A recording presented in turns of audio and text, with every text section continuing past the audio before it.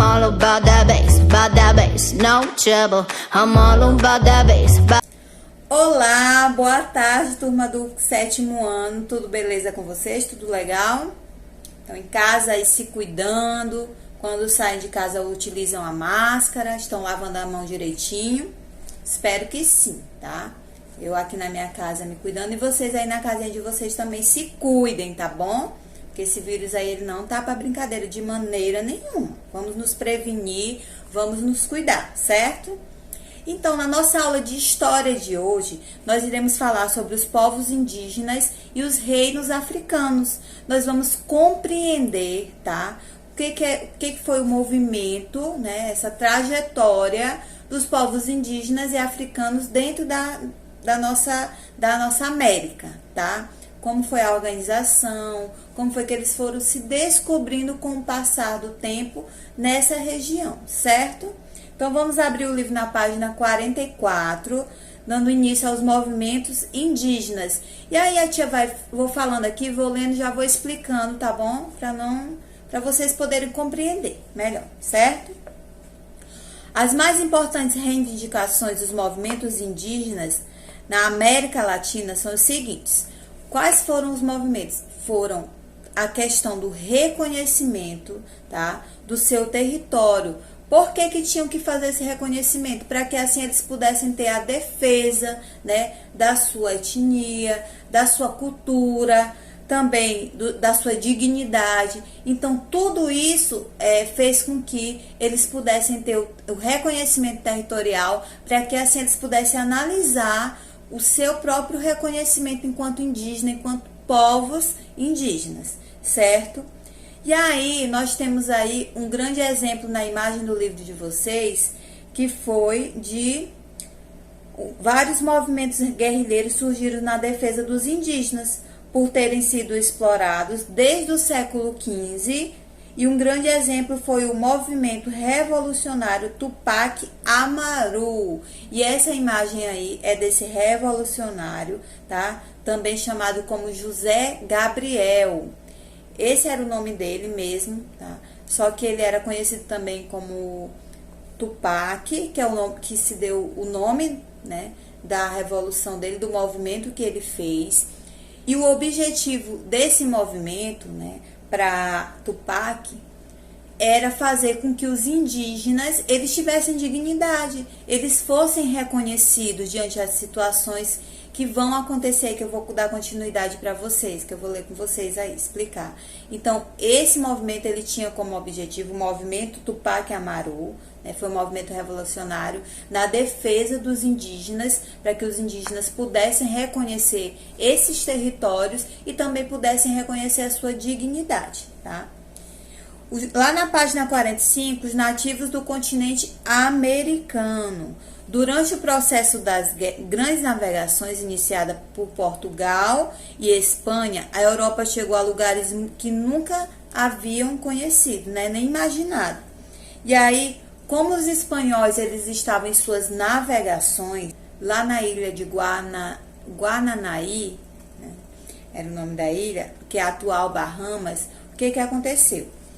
As grandes navegações, né, que tiveram como Cristóvão Colombo, né, tanto Portugal como Espanha, nós já estudamos sobre isso, né, as grandes navegações, e aí Portugal e Espanha, eles estavam procurando, né, um território, analisando, né, procurando novas ilhas, e essas ilhas eles encontraram os primeiros indígenas, né, e quando eles encontraram esses primeiros indígenas, eles perceberam, eles imaginavam que eles estavam indo para as Índias, né? Mas eles estavam vindo para as terras brasileiras, certo?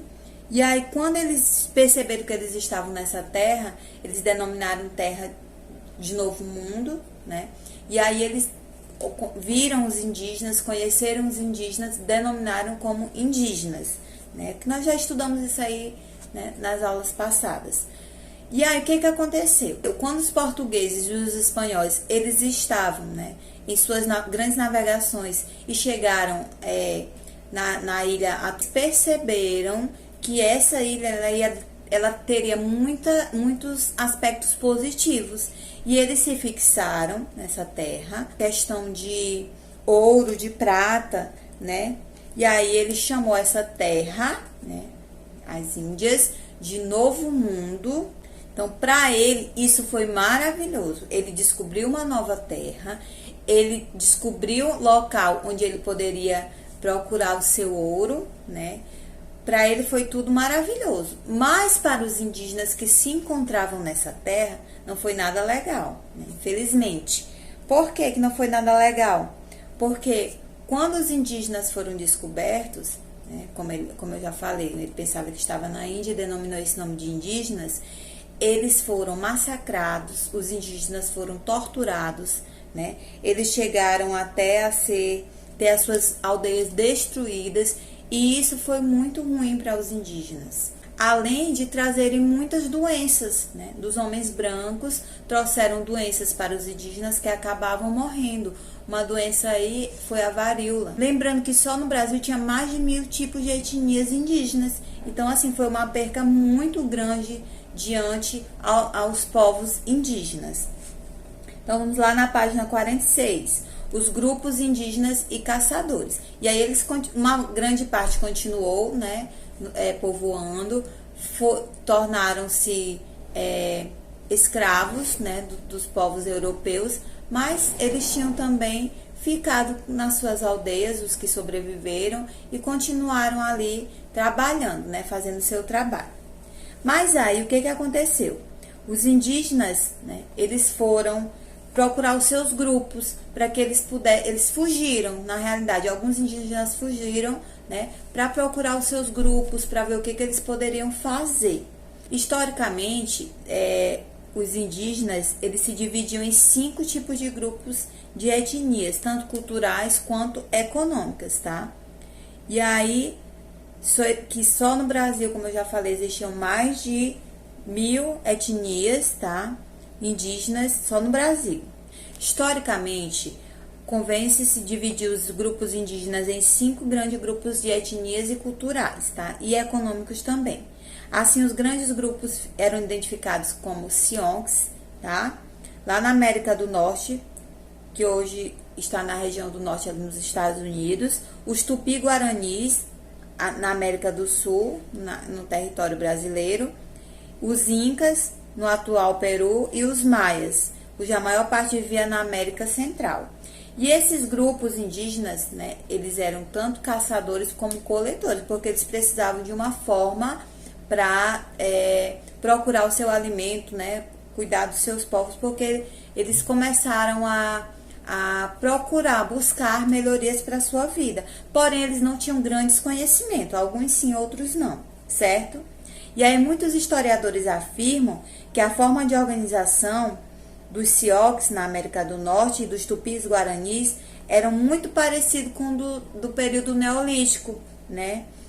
Porque eles viviam em tribos e ocas, então eles já tinham conhecimento na questão da plantação, na questão da agricultura, né? Na questão de alguns instrumentos, né? Como o arco e a flecha para sobreviver.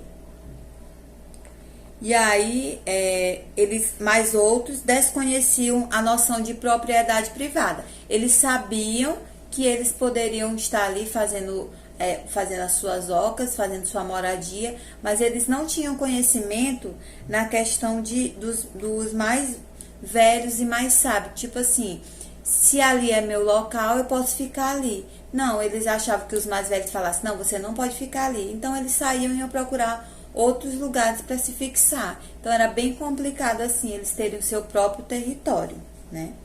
Sendo uma das principais atividades agrícolas dos indígenas, né, da sociedade indígena, a pesca, a coleta, os frutos, né? Eles procuravam sua existência e era dividido no sexo masculino e feminino. Então, o homem, ele caçava e a mulher cuidava dos filhos e também da colheita. Também pode-se dizer que, para a história, as mulheres, né, elas que fizeram essa descoberta dos alimentos, como os legumes, os grãos. Então, para a história foram as mulheres, porque elas eram responsáveis por isso. Então, elas que começaram a descobrir os alimentos, os legumes necessários para a sua terra, né? As sementes e tudo isso.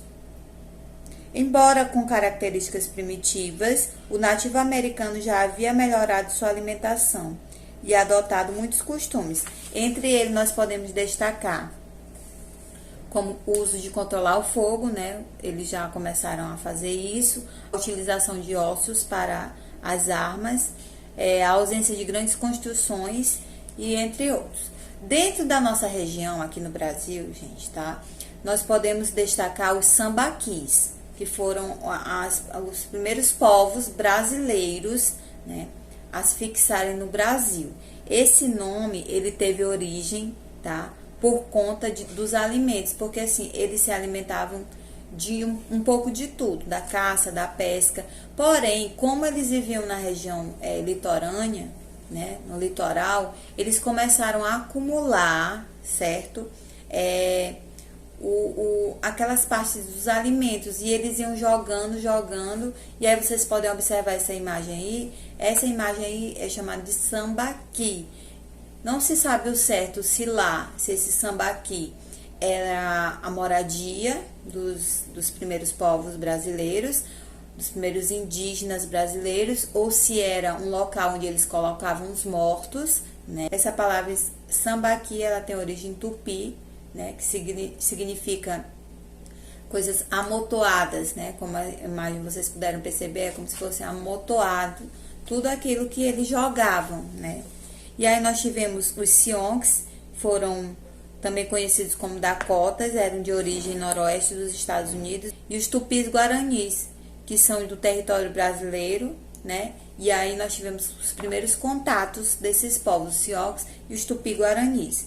Na organização dos Tupi-Guaranis, era bastante curiosa porque se assemelhavam com a dos Sioux, por conta da produção primitiva, né? Porque eles sabiam caçar, pescar, entre outros. E aí nós temos uma atividade proposta no livro de vocês, da página 50, tá? Até a página 51. Então, essa foi nossa aula de história de hoje. Eu espero que vocês tenham compreendido, eu espero que vocês tenham gostado, onde nós falamos sobre os povos indígenas e os reinos africanos, essa junção, essa mistura desses povos, né, que deram também os sambaquis, que foram os primeiros povos no Brasil, certo? Espero que vocês tenham compreendido, espero que vocês tenham gostado. Um super beijo e até nossa próxima aula. Tchau!